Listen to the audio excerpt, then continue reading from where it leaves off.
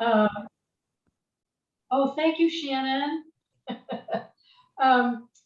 Because we've become so nationwide, we get people from all over the country now. So it just fits to have the name change. Can you repeat the name change, Nancy, since that was before the recording started? Yes, Nonprofit Leaders Meetup. Nice. And I'm moving to Knoxville in the spring, or outside near the Smoky Mountains. And I'm already making connections with some of the nonprofit leaders in Knoxville, one of whom was my guest at the beginning of this month in our Facebook group, talking about her volunteer. It's called East Tennessee Volunteers. Yes. So anyway, so I'm just hoping to connect all these wonderful, amazing people from all over the country. So let me explain a little bit about what we do here each month through this now online meetup. I provide nuts and bolts help to nonprofit leaders on topics related to resource development, communications, board development, which is coming up in November, my favorite topic, volunteers or other areas of interest to our community of nonprofit leaders. And I'm either the presenter or I entice some amazing speakers to share their wisdom and experience, or we hold networking meetups to collaborate, commiserate, and support one another. So I'm going to start a screen share somewhere here. And it always takes me a second to get this right. So from beginning, I think it works different on a Mac, but here we go. All right. So today, the type of nonprofit meetup we're having is a co-presenting type of situation. We have the lovely Shannon Mantrom, and I'm going to ask her to introduce herself in a second. And Sheila Lowe was going to be with us today, and her daughter was injured in a volleyball game, and this is the only time she could go to the doctor. So Shannon's actually going to be Sheila, and there's a reason she can do that, which we'll get to in a minute. But Shannon, would you do just a brief intro of yourself? Sure. I am the executive director of Launchpad Job Club, which has been around for 20 years.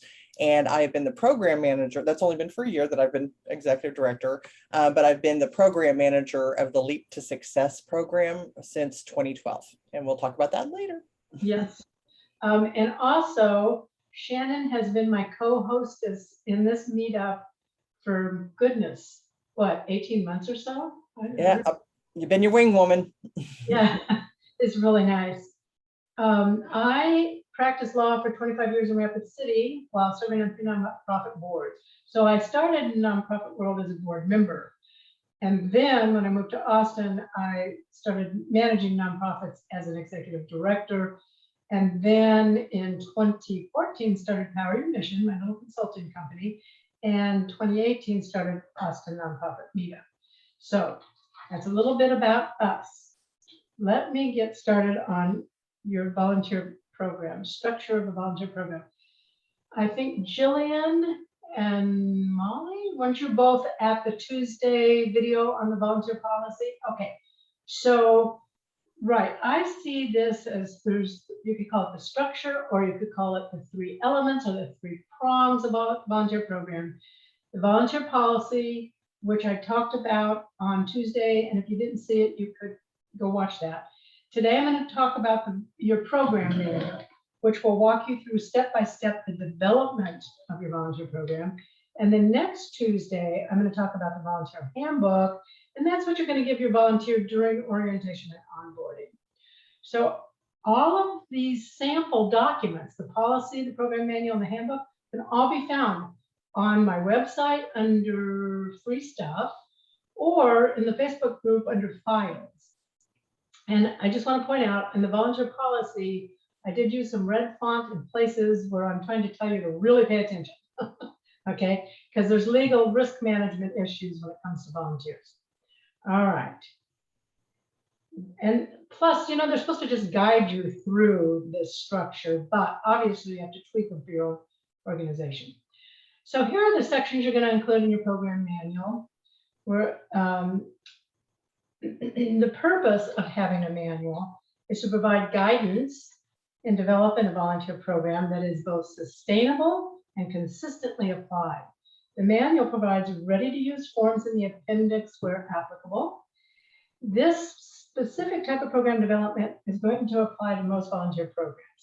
If you have one-time projects requiring a large number of volunteers, you can adapt some of these sections. And I think when Shannon talks a little bit about Sheila's program, you'll see what we mean, because Sheila has these big, giant projects like the Bastrop fire, lots of volunteers, right?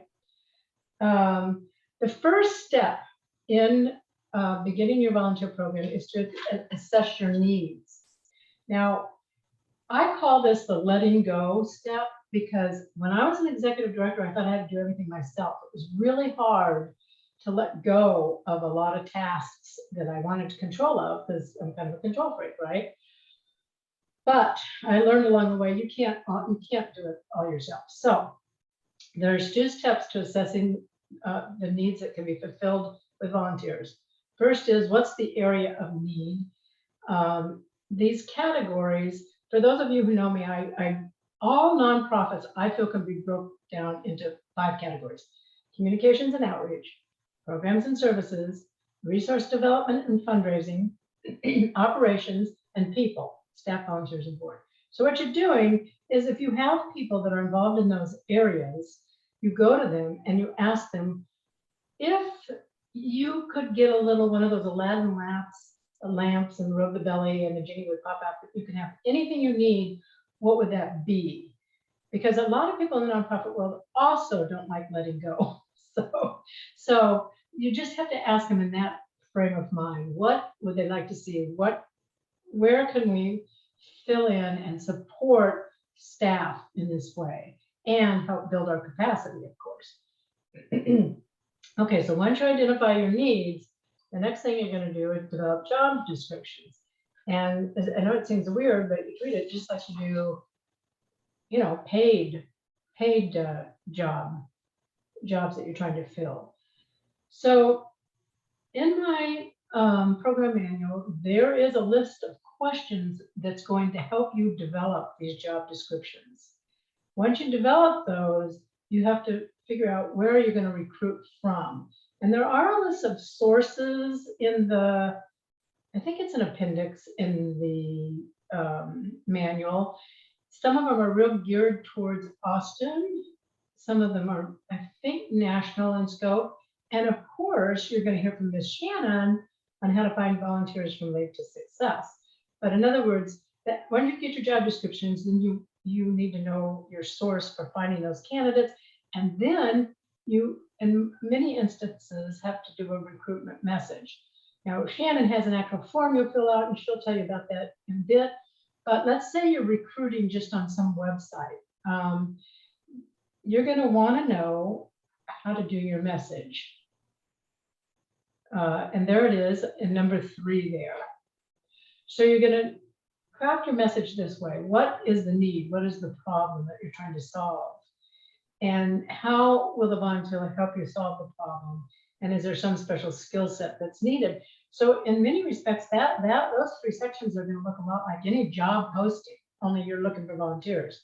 But here comes the big difference, is what's the benefit of what they're going to get from helping? This is where your passion gets to come out, right? So, and impact, you want to talk about what impact one person can have in your organization. And of course, don't forget your, who do they contact to volunteer? All right, next we have the screening of volunteers and the selection. So the type and extent of screening is going to depend on the nature of the volunteer position. For instance, if the volunteer is going to be working directly with a client or child, your screening process has to include background checks usually. If you're screening for someone who can develop your website, you might want to see a portfolio of their prior work. If you're screening for administrative work requiring typing, you may need to conduct a typing test. So the first step in your screening process will involve having your potential volunteer fill out an application. And guess what? I keep trying to make this as easy as possible for you. There is an application in the program manual you can use. All right, so have them fill out an application just like normal. And then if you decide they're going to work, they're a fit, you set up the interview. And the interview really shouldn't be any different than for a paid position. You not only need to evaluate whether the candidate is a good fit, but also provide them information about your nonprofit so that you can gauge their interest level. And again, guidance for the interview is set out in my sample manual. And what was I going to say? This may sound a little strange, but you know, you can also have volunteers doing the interviews. I know it sounds interesting. And it might say, listen, maybe we need a volunteer that does this, who manages volunteers, or who crafts our messages, or who will help us interview. So then you would be looking for a specific volunteer like that. I'm of the thinking that volunteers can do basically anything that a paid person can do, even fundraising. So don't limit yourself, you know, by thinking that you can only have them serve food at the Capital Area Food Bank, okay? And I love the Capital Area Food Bank, don't get me wrong, but so let's say then you've gone through the interview, now you want to select them. The best practice is to use a written offer for the position. And it's funny because a lot of nonprofits forget to do this for paid staff, but you should always have that offer letter. Even board members, when you're trying to find board members, we'll talk about that next month. So during this selection process, you're going to provide your volunteer handbook and go over that with them, answer their questions, have them sign the required documents, and those again are in your appendix. And many of those documents are risk management tools. You know, that they've received the handbook, they've read it, and if they don't follow your policies, you know, that's not your problem because you've properly oriented and trained them. Speaking of which, volunteer orientation, onboarding, and training. So prior to placing a volunteer in their assignment, they should participate in orientation and training. Your orientation and training should consist of two parts. The first is orientation and onboarding, and the second is specific training. So for orientation onboarding, like I said, you're going to give them the handbook, and hopefully within your handbook, especially if you use mine, it's going to talk about your policies, your procedures, your missions, your programs.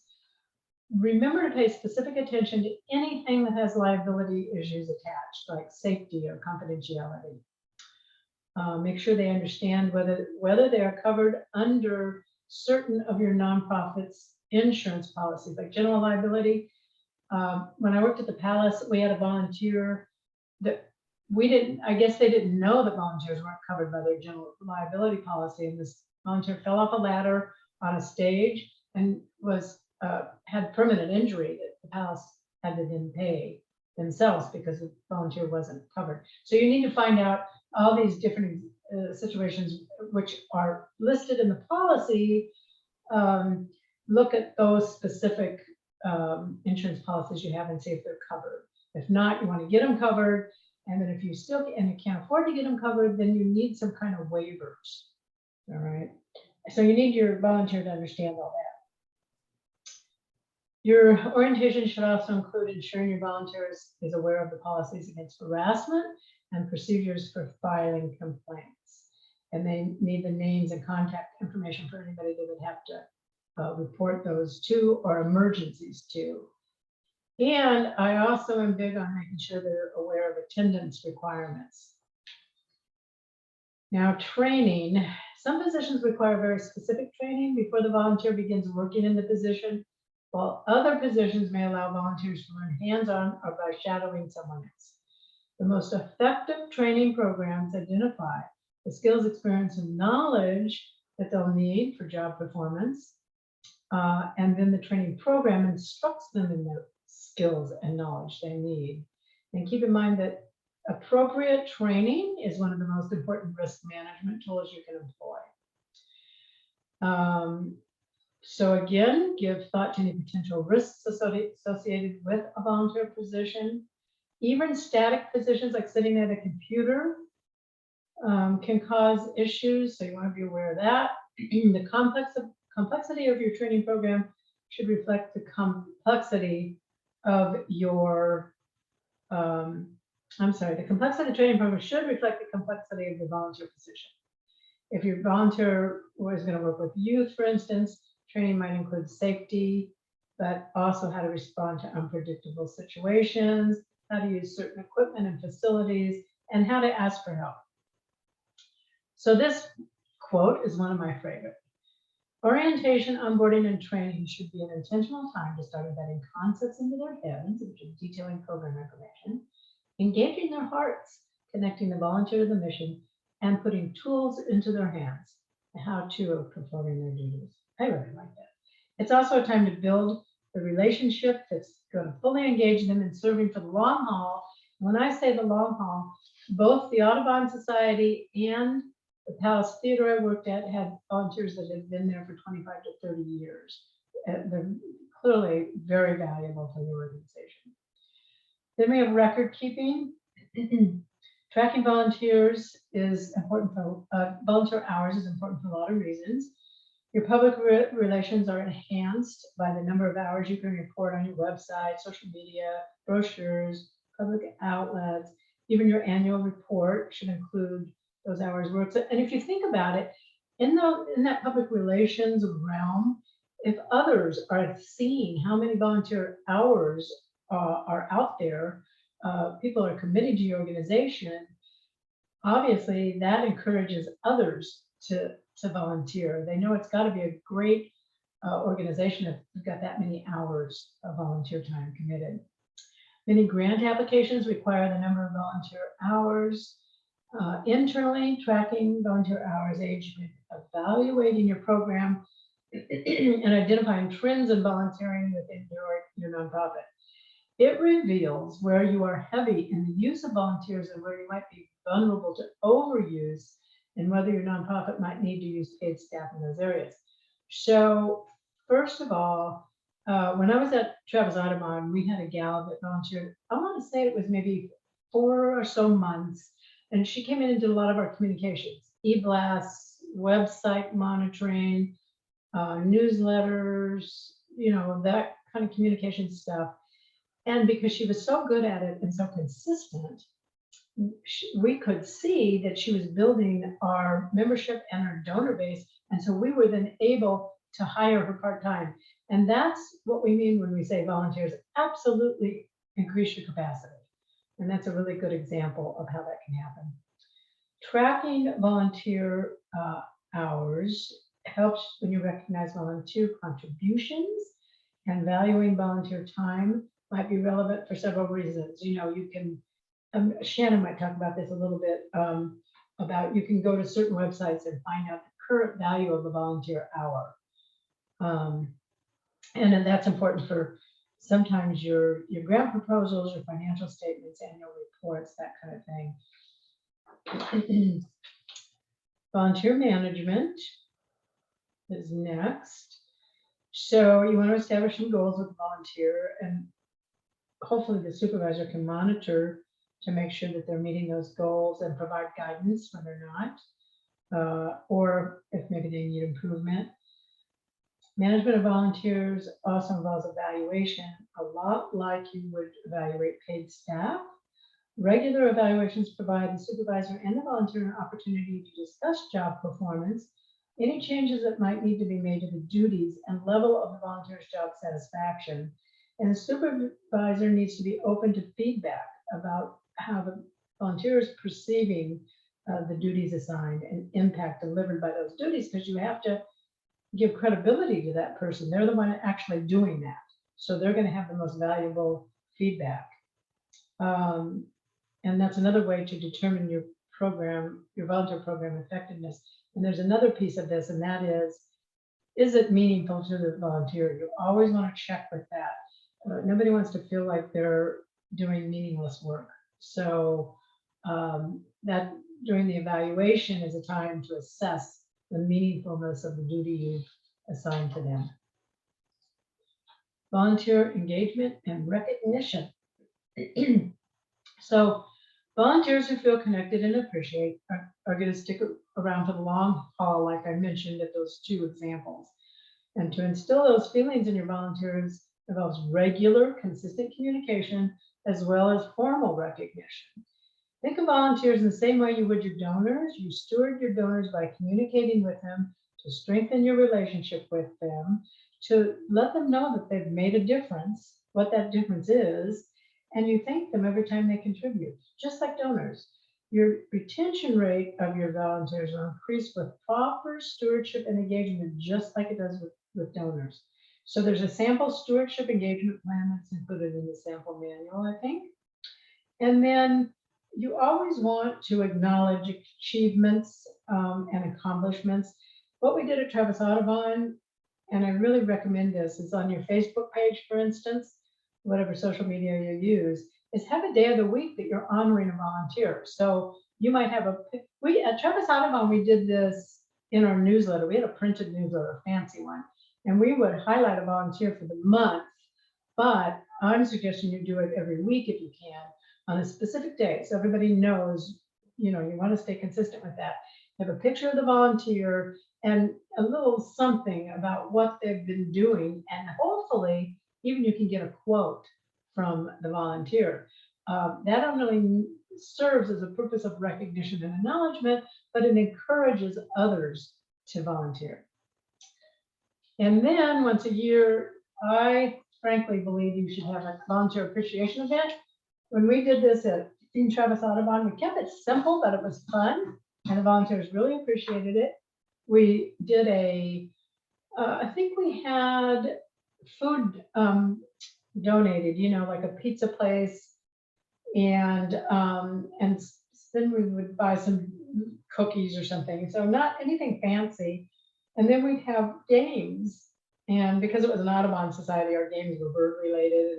That was always fun because birders love to compete against each other, So we had some games, and we had little gift baskets, whoever won these games, and then we had other gift baskets. So it kept it really simple, but it was a load of fun, and it let everybody know that we really appreciated our volunteers. And that is the end of my section. Do we have any questions? There's a lot to cover. All right, I'm going to stop my share so Shannon can do her thing. And feel free to ask questions. I know I was kind of whipping through that fast. I tend to talk fast. Someday I'll tell you a story about a court reporter that wanted me to slow down, but when I was doing a divorce trial. All right, anyway, go forward, Miss Shannon. I shall. Give me one momento.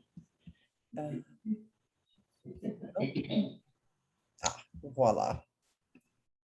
And then I will start this.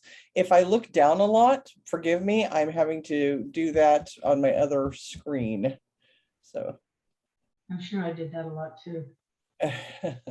Well, I'm kind of going to be reading Sheila stuff, so you're going to get a lot of stuff read to you today. Apologies. I will start off by saying that when Nancy, said that this is the one she wanted to do, I immediately thought of Sheila Lowe. Leap to Success, we do pro bono projects for other nonprofits, and she had needed a database, and this was probably about 3-4 years ago. And I had an amazing team. They're supposed to be short-term projects, and this took probably about 8, 9, 10 months. But our volunteers tend to stick around for a while, so we're very fortunate about that. And I was just blown away by what Bastrop County does. And I'll tell you a little bit about them. So they're Bastrop County Long-Term Recovery Team, and they were formed out of the 2012 giant Bastrop fire, which just took all those gorgeous pines that we were so well known for, those lost pines, and displaced a lot of people. In fact, a very, very good friend of mine had her brother was displaced from his home because it had burned down. So they came in, the county had asked, we need some sort of ground team that once the Red Cross leaves, they're there to do the immediate disaster help, but that doesn't help somebody who's lost their home. So, and when FEMA leaves, they're even there after FEMA leaves. And so the county, they're sort of a hybrid nonprofit county agency, and they work with people after either natural or man-made disasters, obviously the big fire. the floods, the Memorial Day floods in 2015, and Harvey. They had a lot of people come in from the hurricanes. So just a lot of work that they're having to do, and a lot of long-term work. So what they do is they help people who are uninsured or underinsured be able to get back on their feet. And so this is what Sheila put together for her slide deck. Sorry, she can't be here to speak for herself, but I will do my best. And a lot of it is good. You're going to have a lot of redundancy between our 3 sets of slides. It's amazing how great minds think alike. And so it's obviously key points that are really important. So she's saying that, volunteers are key, to every nonprofit. I don't care what size you are, if you're huge or if you're tiny, volunteers really are the lifeblood of your organization, and they need to be treated as the valuable resource that they are. So you might need a lot of volunteers, like you're doing like a big cleanup like they had to do out in Lost Pines, or you might just have a gala that you need to have people as greeters, as people who are attending to silent auction, etc. So it just depends on the type of volunteer you need as to how many you need. And also, of course, something that you don't have in your budget. What else is new there? Yeah. So let me see if I can click forward. And disaster, the volunteers that they work with, I don't even need her notes because I can just look at the screen.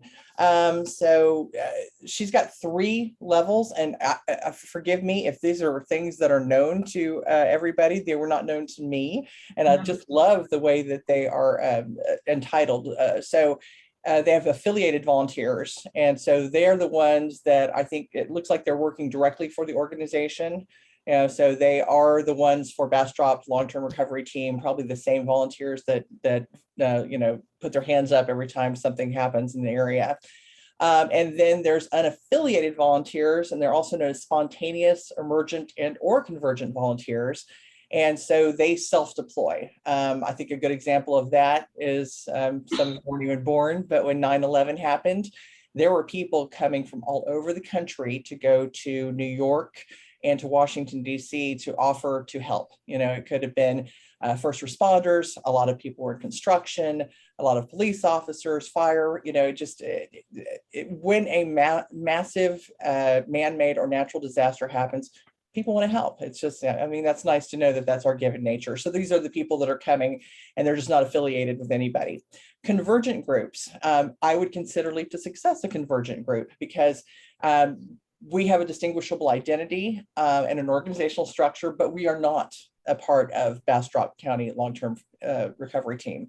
And so they're utilizing our skills for a need that they have, which I think is just amazing that these are the terms. Volunteer makeup. Wait, can I ask you a question? Oh, yeah. Yes. So wait a minute. What did you provide to them, to Bastrop County? What kind of volunteers? Good question. We did a database for them. We did the research on what would be the best database for them to be able to probably keep up with all these volunteers. And then that once the research was done after 3 or 4 months, and the database was the one that she had agreed that would be the best for them, then the implementation team came in. And it was basically the same people, but I think we had a couple people leave and a couple people come in. We've done so many projects, I don't always remember every detail on each one, which is good because I'm not supposed to. I'm just throwing the projects at our teams, but I'll go into more of that in a few minutes. Thank you so much, Nancy. So important things to remember in a volunteer program, which I think this is phenomenal that this will be in the slides that you'll get. You're gonna have age limits. What kind of work will be available? We're working with an organization now called Generation Serve, where they work with entire families and with children as young as 3, and to try to get them to understand that, we are a global community, and we also need to work in our local community to be supportive. And those little kids at age 3, they can put a can in a bag at the Capital Area Food Bank. So that's kind of neat. Will you supply supervision, or are the volunteer teams self-managed? That's very important to know. If they're self-managed, yeah, I think you kind of need to have at least somebody who's the point person for those teams. What are the appropriate numbers of volunteers? Do you just need somebody for a few hours once a week to be able to maybe help do some of those mundane tasks that are willing to do those mundane tasks? Or do you need just a whole passel of them to be able to, do that fun run? What are the appropriate numbers? And it will be determined by the work. Short-term volunteers, they're going to be there for a day, maybe a week, and this is in their turn in reference to the Bastrop. The long-term volunteers, they're going to be in the area for 2 weeks to several months. And FEMA is the same way for certain disasters. Legal considerations, Nancy touched on this: liability, medical insurance, client confidentiality, release of liability. We leave confidentiality agreements for our organization up to the nonprofit because one size does not fit all. And if they need us to sign an NDA, then that is sort of on them. Recruitment and retaining of volunteers, of course, communication, that's one that I'll hit on. You want to just keep the lines flowing so they will be motivated to participate again. Database, obviously that's something that we supplied for them. So it will, and in her case, it's, their skill levels, what they can do, availability, etc. And then she's saying to publicize your volunteer needs through local media and through national venues. I can get to kind of what we do in a minute, and then use pictures instead of just words, which I think is great. So if you have an Instagram, and if you're an organization that works with kids or animals or the disabled, and you can have releases from them to be able to share their images on your website or in your socials, I think that's a great way to get people to literally visualize what you do. And then, of course, consent forms for that. We have a form that our volunteers have to sign as well. And then Nancy mentioned the volunteer packet. So this is other elements, limited, but not limited to the introduction to the organization, team prep, debriefing, health or other site-specific disaster information, obviously very important for them, your volunteer forms, and then the keeping in the records on the teams. For them, obviously, they have a lot of teams going on at any given time in any given places in the county. So, how many volunteers are there? How many hours did they work and on which projects? If you are lucky enough to have that volunteer coordinator who can be over all of this, yay. If you are that person, as well as all the other hats you wear, bless you. Schedule your volunteers and your teams with the other departments to determine what work is to be accomplished and to match appropriate sites with the teams.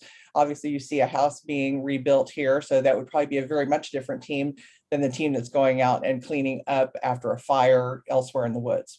You want to communicate to them about their work sites, their directions to those sites, etc.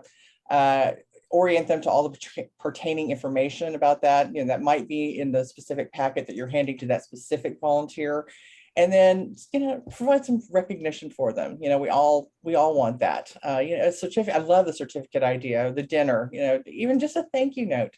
I mean, something that makes people feel like, yeah, I gave my time, my blood, sweat, and tears to this organization, and I haven't heard from anybody. And so, you know what? I'm just not as excited to do this again. I'm probably going to take my talents over to some other organization that does similar work that I know will appreciate me. So just keep that in mind. She's like, make the volunteers feel welcome with smiles and warm greetings. They have a positive experience. They're coming back. Have enough meaningful work for them. She is kind of thinking that if there is, busy work, that will be discouraging. I say it's up to the volunteer. You kind of ask them like, hey, what is your interest area? And if they say, I love office work, and you'd be like, great, do you mind helping us do filing like a couple of hours every Thursday? And I'm like, oh, sure, great. Have everything prepared for your volunteers to allow for more time for orientating them and their work.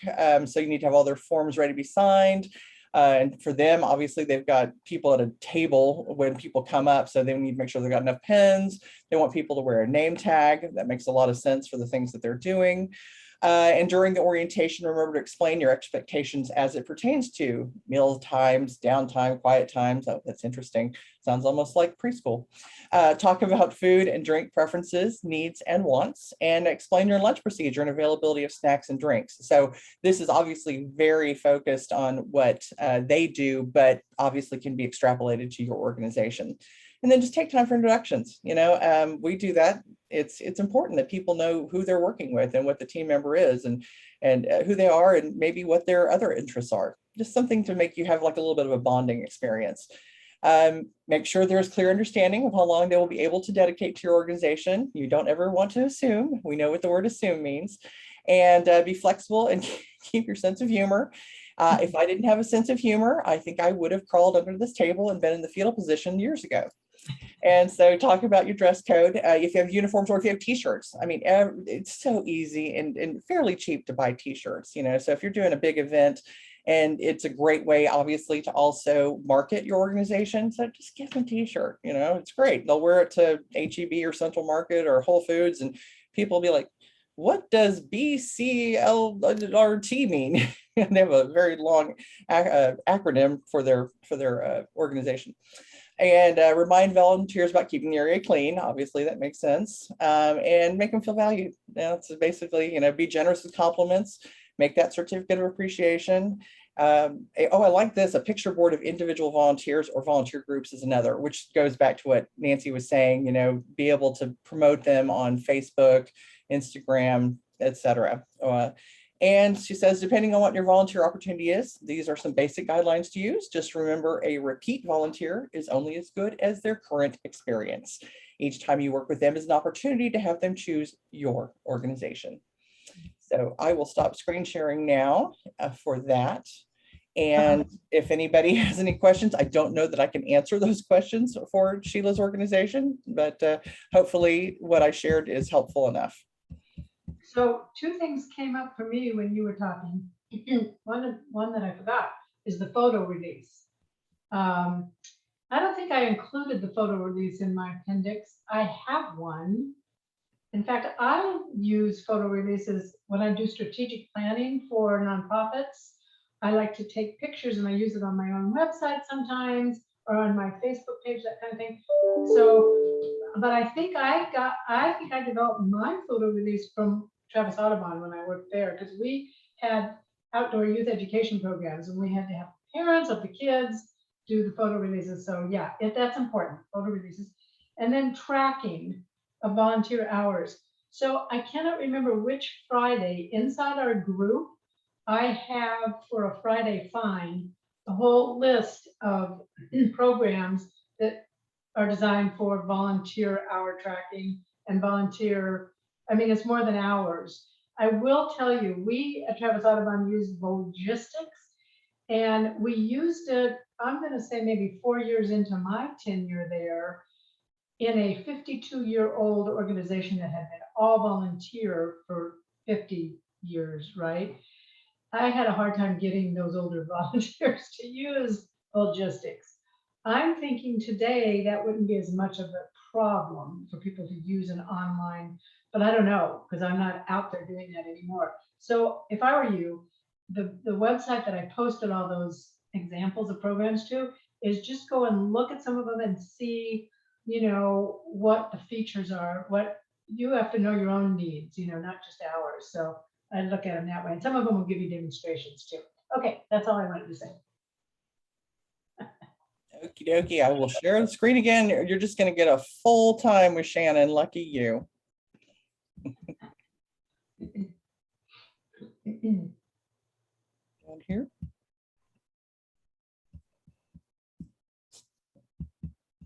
Well, come on. You're on a Mac. Yeah, obviously. Mac loves Microsoft and vice versa. Okay, well, obviously, you know, from my title slide, you're like, who needs volunteers? You do. We all do. It's volunteer time, and it's always volunteer time in our place because that's all we do. And so again, forgive me if I'm looking at my notes, and I have to move that little gallery thing of all of us if I can. Oh, it just won't move. My apologies. I should have done that beforehand. Let's see if I can figure that out. I just moved it down to the bottom. Yeah, but I'm mirroring my slides, so I can wing it because I know what I wrote. So first, a little history on Leap to Success. We are the signature program of Launchpad Job Club. Launchpad was formed in the wake of the .com bust. So out of crisis always seems to come a nonprofit. So that was in 1999, and it was originally part of a programming of Texas Workforce Solutions. And the lady that started it, Kathy Lansford Powell, was a trainer and a career coach for Workforce for 40 years. And so she formed the club when they were getting so many professionals coming to Workforce, like 300 a day at that time, sort of similar to what we've experienced recently. And so she started the club on top of doing all of her classes for interviewing, resume writing, LinkedIn, et cetera.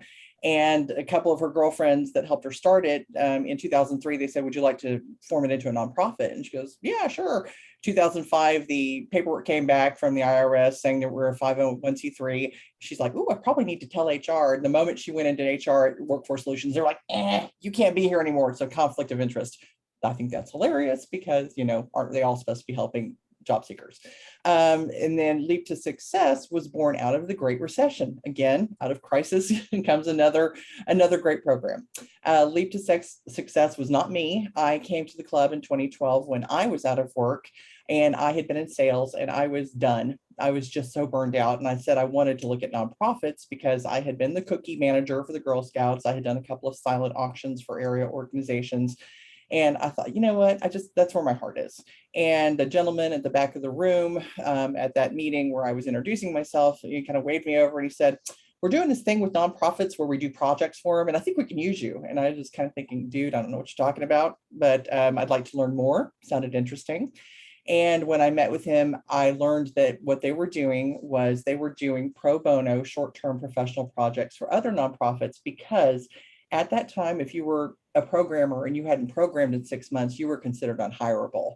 And so that idea came out of that. They did a beta project for Helping Hand Home. They did a database for them. That was late or early 2012, and I came in May of 2012.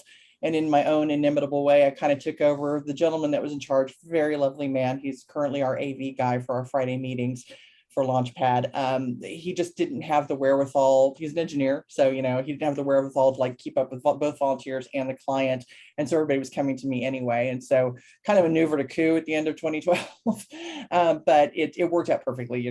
We've been friends ever since, and it's allowed us to be able to help over 150 nonprofits, I think is what I totaled up. 150 projects for more than 120 nonprofits. So we've done quite a bit since 2012, and we kind of have a good schedule, routine for doing what we do. So let me move to the next one. What to consider when you're concerning volunteers. Again, going back to everything that you've already heard, is what tasks or events could they help you do?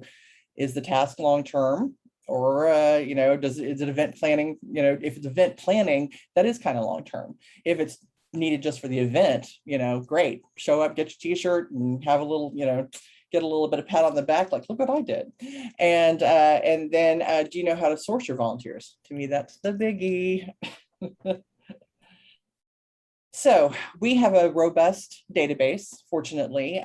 We have a MailChimp list for the club itself. And so our volunteers come from the club. So I have several ways of getting to possible volunteers for us. Every Friday morning, we have Launchpad Job Club. I take off my executive director hat and I put on my Leap to Success one, and I kind of do a little bit of groveling. I try to paint the projects as really exciting and see if anybody would be willing to lend their talents. Each one of our projects is led by a project manager. And the reason being for that is twofold. One, we have so many projects going on at any given time, usually about 10, which is pretty big for us. And we just can't keep track of them. And I say we, I mean me and my director of my PMO. And so we need to have project managers. And because everybody's a volunteer, even the project manager, we're talking about herding cats. And I know you understand that completely when you're thinking of volunteers. So we often need to, no offense to my fellow nonprofit leaders, but we often need to keep the nonprofits on track, because it can take me a month or two to fulfill a project request, to get the right people in place. And maybe after that second month, and I've been trying to keep up with the person and letting them know I'm still looking for your people, they'll come back with oh, Shannon, I just didn't realize we have to start planning for our gala. And I'm like, oh, okay. And that's just going to take all my time. That's fine. So we'll do one or two things. We'll either put the project on hold, or it'll be like, is there another contact, somebody that can help us, that knows enough about us to be able to help you build your website, your new one, whatever. So that's kind of the way it goes. Google free volunteer management software. That's what I did. You're going to get dozens of those things. For us, we don't really need that except once a year, which is in September when we do our annual employment expo, for which I am the coordinator. So it's kind of like my Leap to Success team. I'm the coordinator of the entire event. And I've got a volunteer coordinator and somebody who also handles like the snacks and stuff. So we use sign up. Sign up is free. I'm sure there's a paid version, because there's a paid version for everything, but we only need it once a year.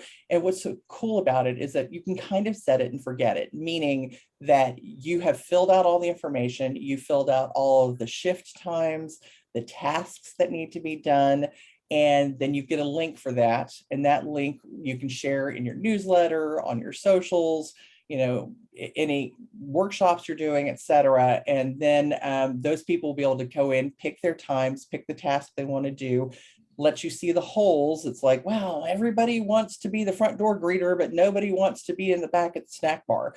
So it kind of gives you an idea as to where you kind of need to push. And it also will send those reminders to them, much like Meetup does. Doesn't mean you completely hands off. You certainly want to greet those people personally when they sign on, but at least it allows you a little bit of breathing room that you're like, oh, okay, I know that half the day is taken care of already. And again, utilize all your social media platforms, to request that help. For me, I hang flyers at area coffee houses, ergo those photos. I cannot believe how many coffee houses we have in Austin. It really boggles the mind. And when I do the flyers, it's not for Leap to Success. It's usually for Launchpad Job Club, because we're no longer affiliated with Workforce Solutions. I haven't been for 18 years, but Kathy was still working there up until 2017. So Launchpad sort of became an adjunct to all the classes she did during the week. And then she quit there. They gave her a potted plant after 40 years. Isn't that lovely? And so she devoted herself full time to this. And so we've added the classes that she used to teach, but we don't have the career counselors anymore, being maybe a few, will promote us, but we don't have them regularly, or her not regularly talking about them. So I will go to area coffee houses and hang flyers. I will be more than happy to give you that list if you're interested. And I don't buy anything when I want. I mean, I just walk in with my flyers. I bring my own push pins, because you're lucky if you can find a push pin. You see this board here. That's what a lot of them look like. I also go in and I look at, like, that event was 3 weeks ago. So I make room for our thing, just to let you know. Volunteer management, of course, it's the same thing that you've been hearing, that you need to have a system to manage your volunteers. It can be a database. It can even be spreadsheets, just so long as you have some sort of place where you are compiling that information and keeping track of it. Google Docs is a great resource. Obviously, it's free. You can, give permissions to certain people for certain things, or you have links to certain documents like their volunteer form. So, I mean, it's viable to do it without having to spend any money or a lot of money. And just like Nancy and Sheila have said, communication, communication, communication. The happy volunteer is one who will volunteer again. An unhappy volunteer, and you're ghosted. I've had that happen to me a few times. It's not fun. And use that management software that you've selected. And just like I said, it's often set it and forget it. So you're going to be able to get that task off your plate. This is a screenshot of what we do for Leap to Success projects. These are current projects right now that we're working on. And our project managers have biweekly reporting that they're supposed to be doing and into our database. We also have a biweekly in-person or in Zoom meeting, used to be in person. And if they're not showing up to our Zoom meeting, if they're not putting information in, we have no clue what's going on in their projects. So sometimes we have to hunt down a project manager who's just like, oh, I'm so sorry, they've started a job, but they want to still work on the project. And they've been meeting with their team, but they just haven't been getting the information in. It's like, okay, well, we need that information in here, because also You may get so busy at work, you can't do this anymore. And the next project manager that steps in is going to need to know how to, move forward with the organization. So having some compendium, some place where you've got a centralized place to look at the information that you need to regarding your volunteers, I think is really key. And then partnering to get the help you need. Reach out to other nonprofits. They may or may not do what you do. Sometimes it's better that they don't do what you do, but they're complementary to you. I mean, obviously, we are complementary to lots of organizations who need some sort of professional help.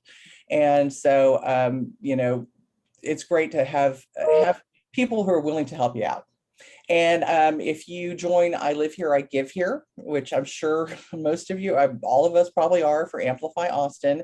They are more than just one day of giving. They do have these programs. They have, like right now, I think they have board programs, for being able to have your board be a more higher functioning board. And I think this year they're working on diversity. And also, if you don't know, the Junior League of Austin holds their spring and fall. So right now, I think they just put out their email, like if you need people for like a one-day event. So, for your day of giving, their day of giving or whatever they call it, then you would fill that information out. Maybe it was for spring since it's now fall. Then you would fill that out, and then they will put it in front of their ladies to see if they would like to sign up. Unfortunately, we didn't get anybody for the last in-person employment expo we did in 2019, but that was okay because our biggest sponsor, Indeed, bless you Indeed, had a lot of their people come and help us out. But just, if you didn't know that resource. Yes. Junior League, we used Junior League at Travis Audubon. We had that youth birding camp at the beginning stages, and they provided grants with the volunteer. You had to have placements for their volunteers. That was part of the deal. But we funded our youth birding camp that way too. Phenomenal. They want to help, they're not just the ladies who lunch, they're the ladies who lunch on a mission. So I'm very impressed. I think is it Jillian? The place that I went to see them speak about this was at the Jewish Community Center, the meeting area. So great organization that you are affiliated with. And reward your volunteers, like I said, give them that t-shirt, mug, that $5 gift card for coffee. That doesn't cost you hardly anything. If you have 300 volunteers, might be a little bit much, but if you've got a few people that are just kind of, being just really great, and just reward them. Hold that annual volunteer appreciation event that Nancy talked about, and Sheila.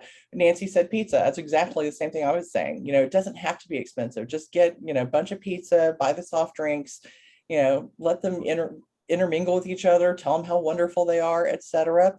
Or even do a potluck. You can, maybe you supply the main, you go out and get all the barbecue, because we are Central Texas, and then other people bring other stuff, and it's just like a nice joyous celebration of who they are and what they've done. For us, when we were meeting in person, right before the holidays, I would do at our regular meeting time, I would instead say, this is our little celebration. We do white elephant exchanges, and I would bring my homemade chili. And so we would have Frito pie. And for us, this is really important for us, is that these people are doing these projects because, yes, they want to give back to the community, but it's also a way for them to keep their skills sharp and to have recent work for their resumes and their LinkedIn profiles.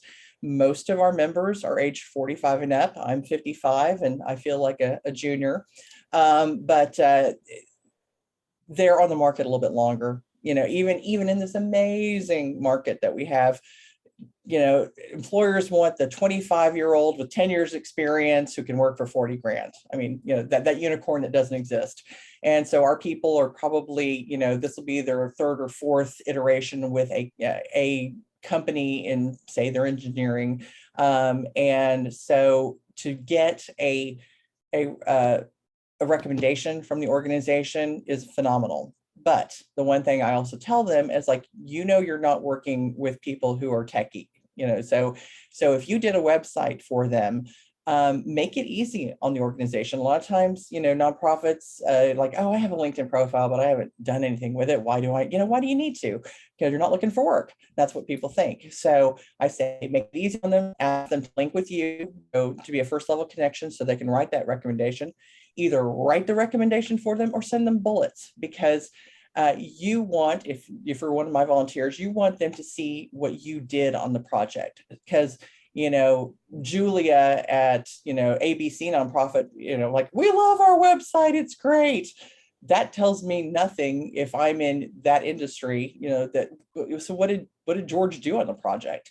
And George will send those bullet points, created the wireframe, helped, consulted with the client on the best template for their website, helped research, payment portals, payment platform systems, et cetera. And so if I am looking to hire a back-end developer for a website, and I see that George has these wonderful accolades from Julia at ABC Nonprofit, then I'll be, hey, I'm more likely to, I'll kind of take a look at this guy. And let me see. Okay. And this is me doing our ad. If your organization could use professional help, you can submit your own project request to us at Leap to Success, ATX.org. There's another Leap to Success in San Diego. They're a women's organization. So we're just tacked on ATX so we can actually have a URL. All of our projects are free to you. It may take me a little while to get your project staffed, but once we do, we hit the ground running. We'll hold a project kickoff meeting where it's that introductions that Sheila talked about. That's what we do. We go around, and because I want my people to, say, hey, I'm not a web developer, I'm a software developer, but I'm excited and jazzed about learning WordPress to be able to help you get your website. And so that's the way we roll. We do have a volunteer form. We also have a client services agreement. Client services agreement is basically, if a team member reaches out to you and you're the point of contact, please get back to them within 24 to 48 hours, because our goal is for our projects to be around 12 weeks. Some have been a lot longer, some have been shorter, but we're working sort of on our own time crunch because we don't know how long we're going to have that volunteer. Sometimes we have volunteers that get hired immediately as soon as they get on the project, which is almost easier for me because nothing's really happened yet. It's when we've gotten further in, and the volunteer, gets hired and they really still want to work on the project, but I know how it goes. It's like, you're stepping into your new role, your new job, and you have to learn this, that, the other, meet with these department heads and the clients and et cetera. And so, if they want to still do it, fine, I'll give them that option, but usually I have to replace them. So it's something I've been able to do. And because we have this wonderful constant feed and flow of people from the club, it's more easy for me to find the volunteers I need than I know for some other organizations. And with that, I will stop my screen share. And if you guys have any questions, I will be more than happy to answer those if I can figure out how to stop my screen share. All right. Ta-da. Oh, I was just going to say that's how I met Shannon. Is when I was at Travis Audubon, I needed a way to administer grants because most of those databases don't do a good job of doing what you need to watch your grants. Because I needed to do, here's my budget that they gave me. Here's what I told them I was going to spend it on. My categories, and then so Shannon got me Kathy, my Excel queen, I called her, and she made this beautiful system that rolled into a summary of my grants, so then I could also present it to the board. So not only could I do my grant administration, I had a great dashboarding type thing. So, and the way it worked with Kathy, she and I are still in touch. She sends me these great little emojis all the time. But anyway, so Shannon got me Kathy. Kathy worked for me as a volunteer for that purpose for Travis Audubon.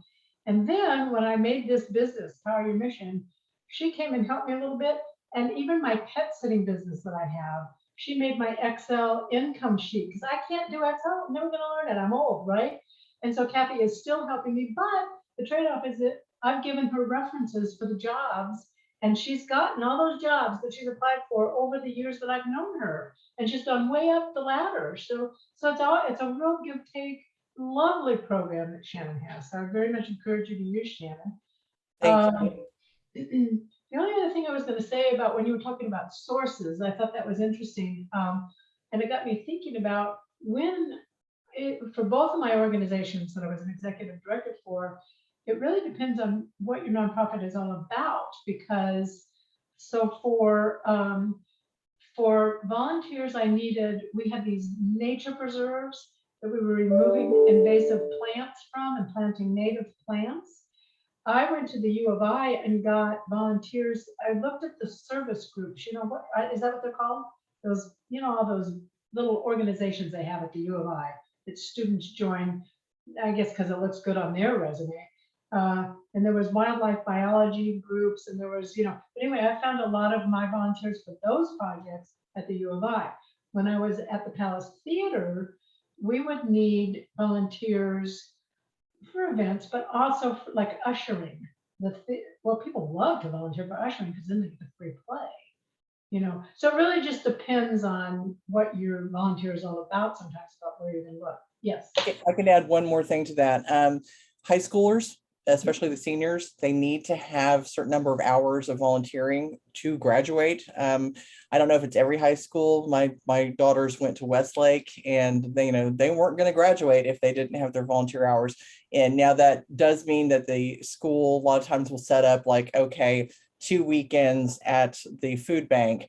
But one of my daughters worked at the library. And so, you can reach out to the high schools and just see like, hey, we have this event on such and such date.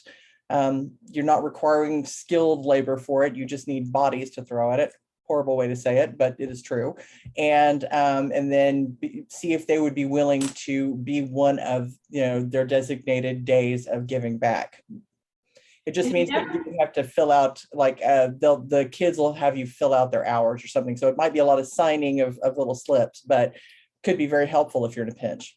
Well, and you never know what you're doing for someone by having them volunteer for you. What we would have when I had the U of I groups come out, and we'd have like 70 volunteers to remove invasive plants and plant natives. And some of those young adults got very hooked in. And one that comes to mind is she went on to become in one of those wildlife rehabilitation centers.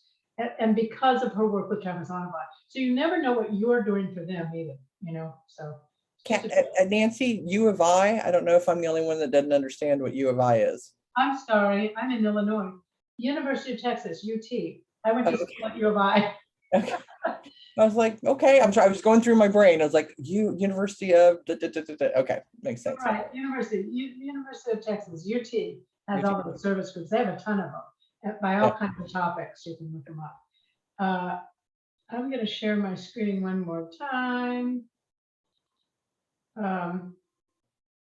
Just a little bit of, and then at the end, we'll, if there's anything else you guys need. So next Tuesday is when I'm going to be doing the final prong of the structure of your volunteer program. I'll be doing the handbook, 15 minutes in the group on Tuesday at 11 a.m. And then my favorite one is coming up in November, Board of Directors Month. And for those of you who know me, I have a lot of passion about the issues with boards of directors. So I hope you'll join me for the Tuesdays and for the meetup. And the other thing is this, I'm asking a favor. I'm going to be doing this webinar for Bloomerang. It's a database for nonprofits. February 3rd, I'm going to be doing one on boards. So what I'm going to do in November is I'm going to practice. So it would be great for you to come and give me feedback on what you think about that meetup so that I know how to fine tune it for the big world of hundreds of people that come to those webinars. Let's see. And then of course, I think you are all in the group already. So let's see, is there anything else that we need to, is that it? And just thank you. I had Yes, two, I had two quick questions. sure. And one might be more appropriate for next month for the board of director theme. Mhm. But one is board of directors are volunteers. Mhm. And so do they count when you're thanking your volunteers? Mhm. And who in your organization should take that active role in promoting the thank you of the board of directors? Because amongst different staff members, there could be different feelings about that. And also vice versa, right? Who on the board should be thanking the staff? Because after all, they are paid, they are the staff. And so just everyone's thoughts on that. And again, if it's for next month, that's okay. The other question is just about pandemic. Even though we're rolling toward the end of the pandemic, most likely, how does that play into everybody's I guess, availability to getting volunteers in person? If it's not an outdoor thing, if it's an indoor thing, can you request people to be vaccinated or tested? Or I didn't know in the nonprofit world out there what Yeah. feedback you've heard from that. That's interesting because Cynthia Herrera, that comes to these meetings a lot, she's actually switched her organization she works for now. But they provide housing and medical care for people with AIDS, and some of their employees weren't vaccinated. So they had to face whether they were going to mandate it or not. Cynthia is also a lawyer. So I think she looked it up and found out that in that setting sheet, they had to mandate that their employees be vaccinated. So for me, in terms of public relations in the pandemic, I would think that when you're recruiting volunteers, that you have a statement that you are going to provide safety for them and that your people are wearing masks, and that you are asking that they wear masks, and that you're hoping that they'll be vaccinated. You would encourage that. But legally, I think it depends on what kind of company or nonprofit you're in and who you're serving. What do you think on that issue, Shannon? It's not really an issue for us because obviously we're doing everything over Zoom. However, for the club, we are going to go back to meeting in January, and our host location is Goodwill Career and Technical Academy. It's like the regional headquarters for Goodwill, and they turned their old retail store. They've got a new one across the street into this school. So there's like a GED kind of high school attached to it. Plus, they wanted to add more professional offerings for courses. And so our organization fit well with theirs for people who are coming out and getting graduating and needing to look for work. So because we're going to be in an enclosed space in a classroom, we're going to do a hybrid for our meetings. We'll have people register on Eventbrite if they want to be there in person. And it's going to be only 25 in the room. Everybody else will be on Zoom. They're going to have to wear masks. We're going to recommend that they don't come if they're not vaccinated. Some people just can't be vaccinated even if they wanted to be. That's the way we're going to handle it. So it's not really as much of an issue for us as I know it is for like Generation Serve. They're going out and physically doing projects, and it really put a dent in their ability to have families go out and help. But they were able to do some things that were outside. When it comes to inside, I think we're all sort of kind of at a tipping point. Do we, don't we? I'm going to be going to my husband and I are going to go to the gala. I think it's at the Westin. I'm not sure this year, for the Austin LGBT Chamber of Commerce. I'm a straight ally, and I was on the board for 4 years. So we're going to go to that indoor gala. We will be, we are fully vaccinated, even boosted. So I think it's more of a judgment call. And I know that you all have excellent judgment. And if you have somebody that's balking at it really badly, I'd say that's the volunteer you don't need, because they're going to be if they're the loudest voice there, they're going to be the loudest voice just kicking up dust everywhere they go. So well, it's kind of like the head of the Seattle Gay Chamber said, how do you remove a board, a board member that's not working out well? Quickly. Yeah, no kidding. Now, to answer your other question, Jill, absolutely, you should be stewarding your board as well. At Travis Audubon, we had in our bylaws a committee that was, I can't remember what the name of that committee was, it could have even been a development committee, board development committee, maybe is what it was called. And their job was to suggest, to recruit, nominate, interview, and steward their fellow board members. That doesn't mean that's the way you have to do it. Somebody can take on that role, but it definitely should be there, because I got to tell you, there's a lot of conflict in the world, in the nonprofit world, between board members and staff. And I'm going to be addressing that conflict next month. And a lot of it comes from our frustration of board members not understanding governance. There's some other reasons, but we get frustrated with the board, and so we forget to the delicate issue. Well, yeah, but they're volunteers, so what can we do to help them feel like they actually want to learn? It's a whole thing, but I will talk about it. I will talk about it in the next meetup. Make sure to come, because it's going to be one of those meaty ones. Meaty. Nancy, if I might put in my 2 cents that nobody's asking for, Jill, and it was Jill, not Jillian, that I meant earlier for JCC. I would say that if your executive director and your board president or chair have a good relationship, that's the best place to start for either way, recognition either way. For recognition for board members, get with them and see what they think. Is it time to do acrylic plaques? For me, serving on the board of the gay chamber for 4 years, they gave me the crystal hammer, which I always thought was really cool, because that was voted on by my fellow board members.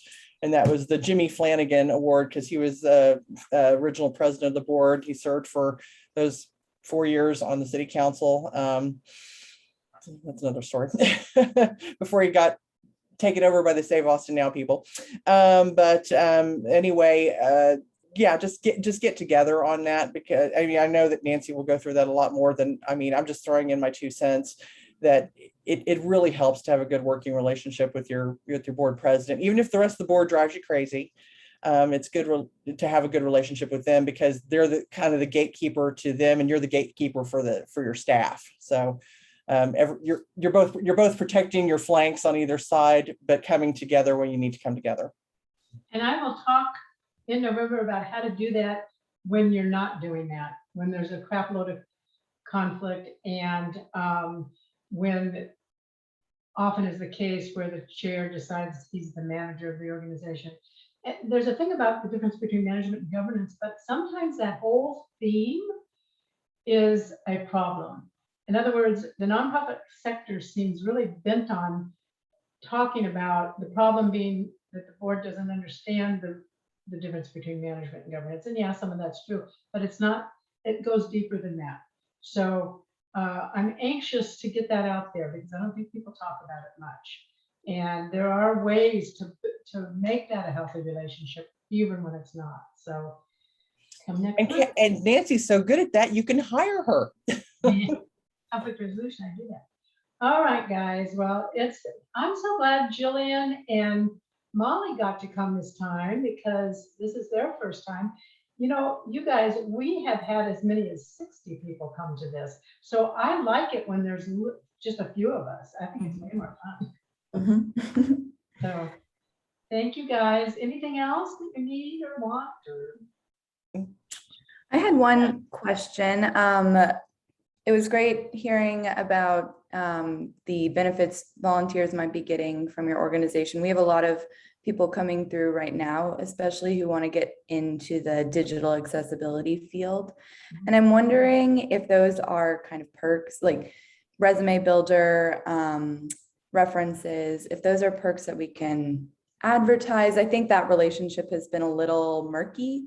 I think that that's what they're coming to volunteer with us for in a lot of cases, but we haven't been explicit about it. So yeah, I'm just wondering, and that is, I think, as far as a perk goes, something that we've been trying to think about how to thank our volunteers. So yeah, kind of what are your thoughts on? Well, absolutely. First of all, my daughter, or probably Shannon's daughter, those volunteer things went right on the resumes, yeah, those are important. So the question is, can you, in your recruitment message, can you say, hey, and build your resume, why not? There's no guilt Mhm. against that. Yeah. And I would say if the roles are ones that, are pretty standard for you guys, like you'll always need somebody to do our social media, help out with that, then I would have a pre-written thing for LinkedIn that you can basically plug their name in. I mean, it sounds terrible, but it makes it easier on you in the long run. Of course, you want to personalize it if Jerry was great, Jerry, he, she, him, her, whoever Jerry is, then, personalize it a little bit, but have those standard templates ready to go, because again, in the end, it just makes it easier on you. For our projects, we don't really have a standard template, but even when the volunteers say, hey, Shannon, can you give me, a LinkedIn recommendation? I'm like, sure, I would love to do that for you. Would you please send me bullets of what you performed on this? So I and not because I'm trying to be lazy about it, but it's because I want to give the best recommendation I can. So I'm like, so the people in your industry see the work that you did. Okay, that's great. Thank you. Appreciate it. Gladly. Jillian, you got. Yeah, and I don't think my question has a short answer, so maybe we can talk offline, or maybe you can direct me to some resources. The issue that I'm having is I've met with all of the program directors to try and assess what they believe their volunteer needs are. And the message that I keep hearing is a lot of time, like we're too busy to create stuff for volunteers, and we really just need skilled volunteers. And then I'm trying to figure out a way that I can ask really pointed questions to get at what exactly they need. Can you give us an example of one of your program people, one of the areas? Well, I mean, yeah, they have told me examples, but I wonder if they're even not necessarily thinking, if they're thinking with a narrow mindset, and maybe if they expand kind of the way they're thinking about their programs, if they can identify some areas, but something specific, which, maybe I'll talk with you about, Shannon, is there are a lot of digital literacy gaps in our clients, and the gaps are so wide that it's difficult to have like a one size fits all approach when they're teaching them, and then they also need just to understand how to use a computer or how to troubleshoot a computer, or so I'm not sure. It's possible that at some point they've tried to fulfill staff positions like that, but right now they're just kind of troubleshooting it as they go. And you mean somebody that would train them in technology issues or how to use computers? Well, yeah, clients that are coming in for workforce advancement, or at the Excel Center, where they're getting their high school diploma, but they've been in they're adults, they've been in the workforce, they just don't, and also they don't have a lot of access to technology as well. And those are not really, those are really funding issues, perhaps. Anyway. I see two sides to that. One, I think you need to talk to Shannon a little bit about what your guess is that the need is. And the two is the issue of interviewing people that are overwhelmed. I hear that. And I felt like that. I felt overwhelmed all the time when I was the executive director, and it was hard for me to identify what I needed. I had to learn to self-care a little bit, So part of it, I think, is in finding a space and time where they're willing to take a breath. Because if they're not willing to take a breath, their brain isn't going to be working the way you need it to work to access needs. you know? Okay. So somehow, I mean, even a coffee time or something where you're listening attentively, providing some support, you know, so that you can, so that they have the time they need to figure out what they need, and you have the space to listen attentively. I think it's an interview, Yeah. you know. Yeah. So Jillian, I just shared in the Thank you. chat, yeah, Austin Freenet, they're over on, I think it's Rosewood, which is between 11th and 12th on the east side. So the people would have to get to them to be able to go to the classes, but they do offer those free classes. Also Age of Texas, over off of 38th, AGE, it's for people who are older. They do have a computer lab, and we helped them. I can't remember what the project was that we did for them. I think it was their website to be able to promote their computer lab. And so I don't know if it's that your clients are older and not technically savvy, or if they're just not having availability for technology. But those are two locations, obviously over both on the east side, that can be helpful. But yeah, you and I can have a discussion offline if you want. I can try to brainstorm some more. Okay, great. Thanks. My pleasure. You guys know how to save the chat, right? When you go to the bottom of the chat, the three little dots, it asks you to save the chat. Oh, yeah. Yeah, so I'm gonna do that, save chat. Okay. That's good to know. Austin Freenet. Never heard of it. Thank you, Shannon. Oh yeah. Oh, amazing organization. In fact, my dearest friend and next door neighbor, he just redid their entire website for them, as it was his gift to them. And I'm thinking, well, can you redo ours? Just a great organization and freely giving of their time. Cool. Well, thank you, everybody. I hope you'll come next month. Thank you for coming. Thank you, Shannon, for being two people today. All right. See you in the group, I hope. Bye, guys. Have a great weekend, everybody. Take care. Bye-bye. Thank you. Thank you. Bye.